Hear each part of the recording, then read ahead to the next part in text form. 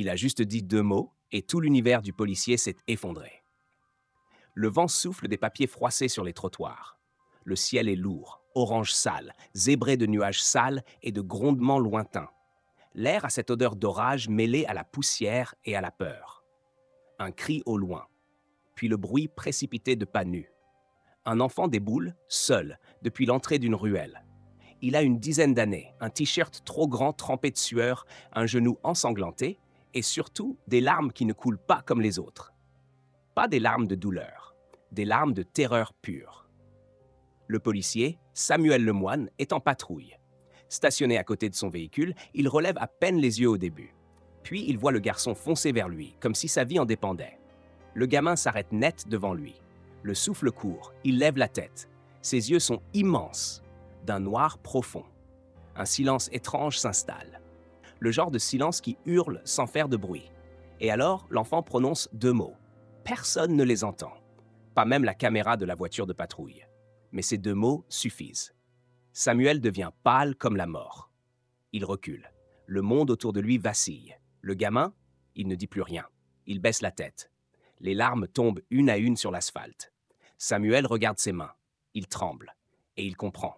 Quelque chose vient de commencer. Samuel ramène l'enfant au poste. Il essaie d'être professionnel. Il remplit une fiche d'entrée. Nom inconnu.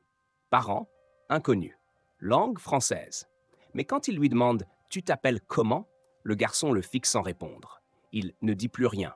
Juste cette phrase. Ces 2 mots, chuchotés dans la rue et depuis le silence.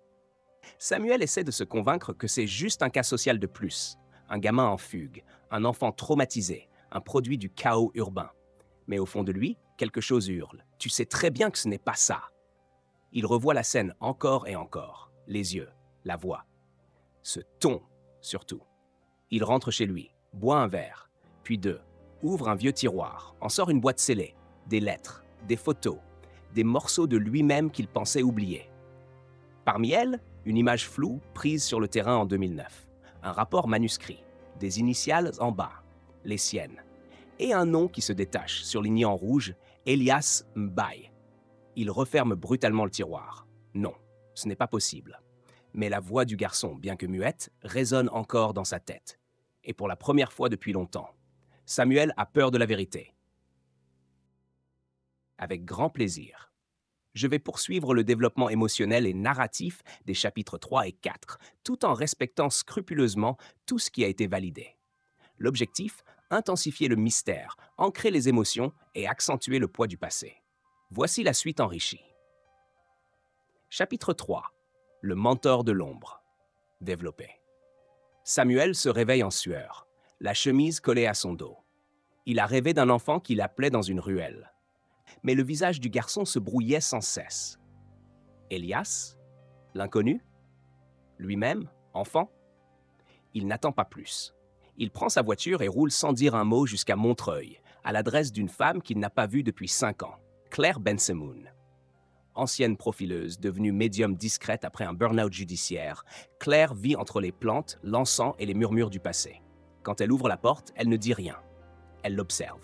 Elle sait. « Tu as vu quelque chose, n'est-ce pas ?»« Non, » répond Samuel. « Je crois que j'ai revécu quelque chose. » Quand Claire voit le garçon assis sur la banquette arrière de la voiture, elle blêmit.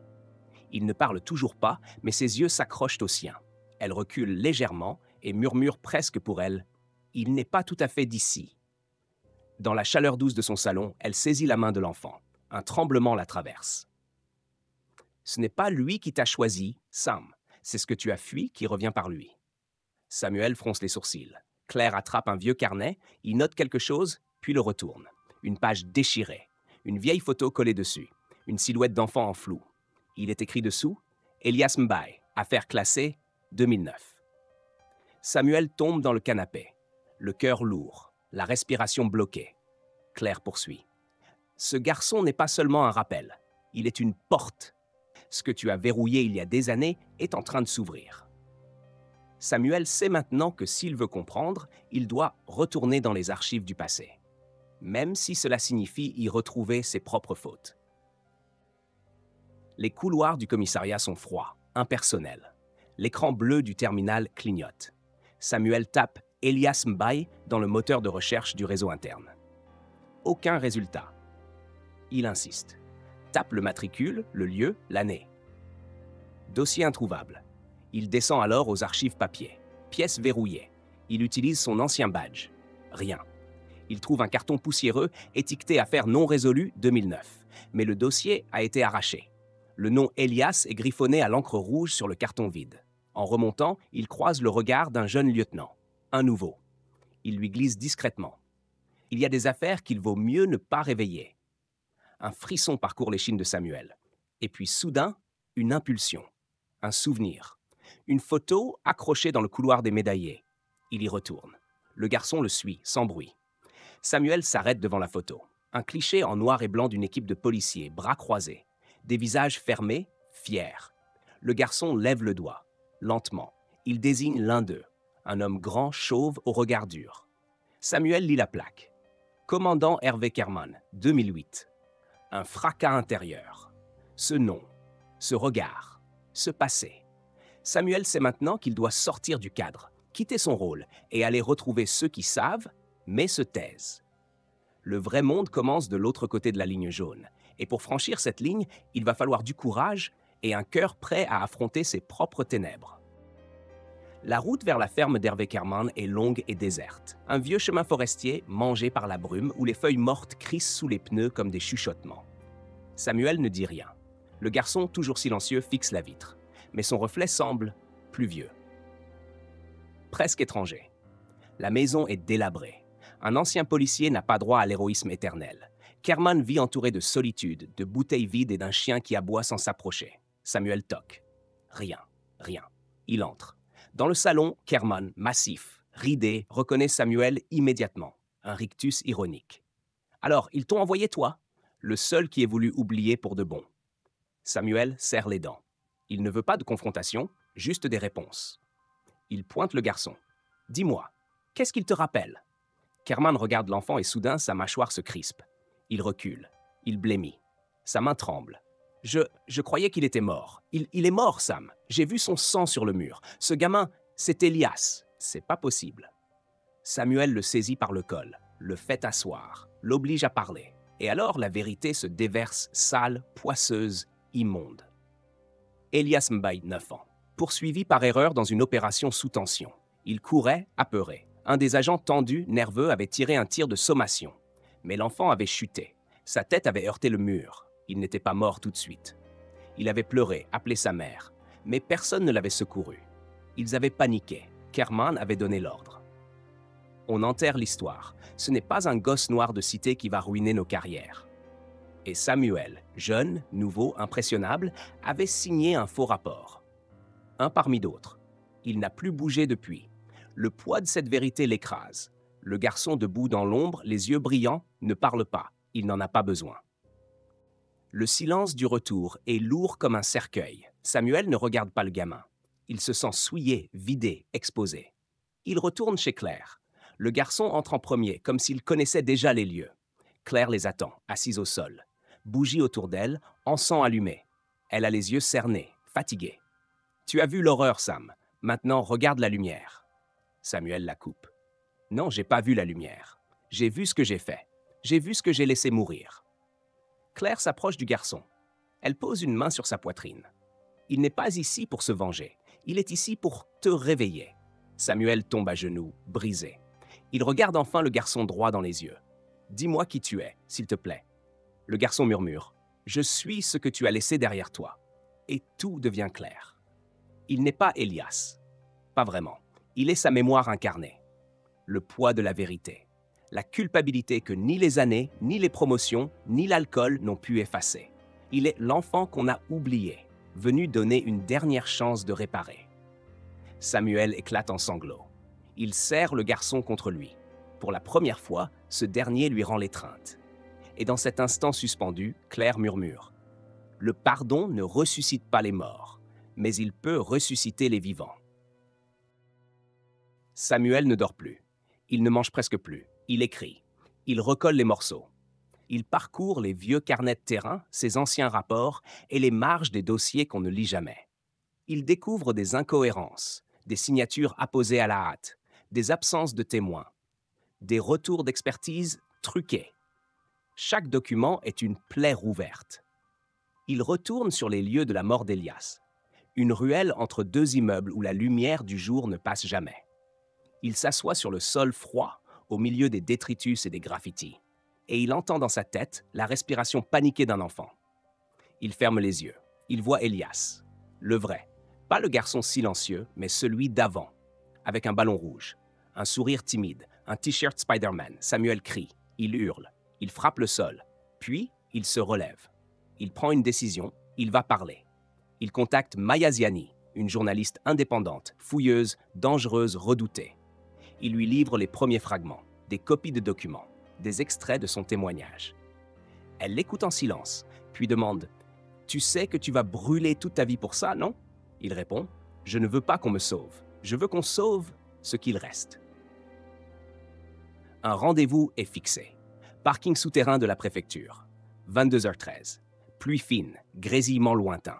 Samuel s'avance seul, micro-cravate glissée sous sa chemise, en liaison directe avec Maya qui attend à quelques mètres dans une voiture banalisée. Le commandant Granette, actuel directeur des opérations, l'y attend. Bras croisés, froid, parfaitement calme. Tu t'apprêtes à tout foutre en l'air pour un gosse mort depuis 15 ans, pour un souvenir. Samuel ne répond pas. Granette sort un portable, affiche une vidéo. On y voit le garçon ligoté dans une cave, vivant, tremblant. Tu veux jouer les héros? Très bien, mais tu le perds, lui. Samuel sent son cœur exploser dans sa poitrine. Mais cette fois, il ne flanche pas. Il serre les dents. Il déclenche l'enregistrement audio en direct. Granet continue, sûr de lui. Ce gamin, c'est un fantôme, comme toi. On a tous signé, tout menti. Même toi, le moine, tu ne vaux pas mieux. La rage monte, la honte aussi. Mais Samuel ne vacille plus. Tu as raison, Granet, je suis complice. Mais la différence entre toi et moi, c'est que moi, je veux que le monde entier l'entende. À ce moment précis, la transmission audio est interceptée par des milliers de personnes. Maya diffuse tout en direct sur les réseaux, nom après nom, détail après détail. Le récit s'écoule comme du feu sur de l'huile. Granet comprend trop tard. Tu viens de tout perdre. Samuel répond, les yeux pleins de larmes. Non, je viens de retrouver ce que j'ai perdu le jour où on a tué ce gamin. Samuel est suspendu. L'IGPN l'interroge, la préfecture le lâche, les médias le piétinent. Mais le peuple l'écoute. Un mouvement s'élève, des appels à rouvrir d'anciennes enquêtes, des familles qui reconnaissent dans l'affaire Mbaye leur propre douleur. Mais le garçon disparaît. Un matin, il n'est plus là. Pas de bruit, pas de traces, ni fuite, ni cri.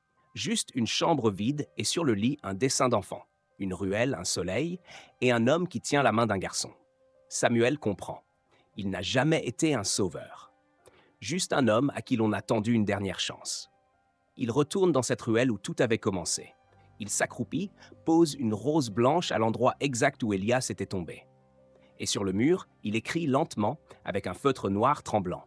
« Je me souviens. » Derrière lui, la ville continue de vivre, indifférente. Mais quelque chose a changé à jamais. Des mois sont passés. Samuel vit désormais près de la mer, dans une petite maison battue par le vent, là où l'horizon ne ment jamais. Plus de radio, plus de badges, plus de cris dans l'oreillette. Juste le ressac, l'odeur du sel et le goût d'un homme qui apprend à respirer autrement. Il n'est pas devenu un héros, il est devenu transparent. Et dans cette transparence, il trouve enfin une sorte de paix. Il écrit, pas pour publier, pas pour corriger l'histoire. Il écrit pour témoigner, pour transmettre à ceux qui n'ont jamais eu de voix. Il reçoit des lettres, de mères, de fils, de policiers, de jeunes, parfois d'inconnus. Des lettres avec un seul mot, merci. Et puis un matin d'hiver, alors que le givre mord encore les vitres, il trouve une enveloppe glissée sous la porte, sans timbre, sans adresse. À l'intérieur, une simple feuille déchirée d'un cahier d'écolier. Dessus, tracée d'une écriture enfantine tremblante. Merci, Samuel. Mais un parfum de cendre douce, une chaleur étrange dans la poitrine. Il sort sur la plage, les pieds nus dans le sable glacé. Le vent le frappe, mais il sourit. Il ferme les yeux. Il revoit un enfant qui court, libre. Un ballon rouge, un rire, une promesse tenue. Et pour la première fois depuis 15 ans, il ne pleure pas. Quand un enfant meurt dans le silence, c'est un monde qu'on enterre vivant. Mais quand un homme choisit de dire la vérité, c'est ce monde qu'on déterre pour qu'il respire à nouveau. Il suffit parfois de 2 mots pour faire pâlir le mensonge.